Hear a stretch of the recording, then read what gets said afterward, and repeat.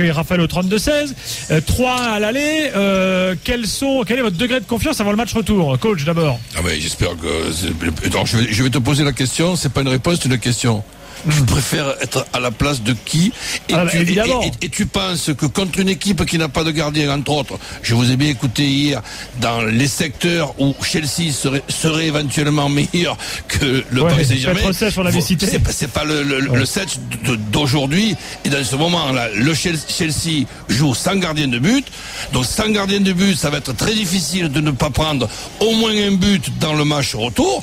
Et nous attendons avec impatience le plan génial de Mourinho qui va vraisemblablement permettre à Chelsea de gagner par 3 buts d'écart. Tu dois bien comprendre que je suis ironique et que j'y crois pas une seconde.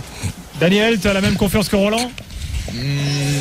Elle me semble un peu exagérée, sa confiance, mais il a le droit de l'avoir parce que ça reste quand même une grande équipe en face et que dans ce genre de match-là, des fois, il y a des tournures qui sont assez étonnantes. Et il suffit de voir à quel point ce soir, cette première période où le PSG a été totalement fébrile, comme s'il était inhibé, comme s'il avait peur de cet événement. Il n'était pas en plus mené par son leader, ce qui est important. Mais même Thiago Silva, le milieu de terrain qui perdait tous les ballons.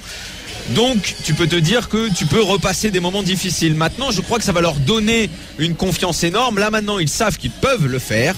Et j'ai effectivement du mal à imaginer que même si Chelsea fait un énorme match, que Paris perde 2-0, que Paris ne marque pas, que ça me paraît compliqué. Je dirais quand même que c'est 70-30.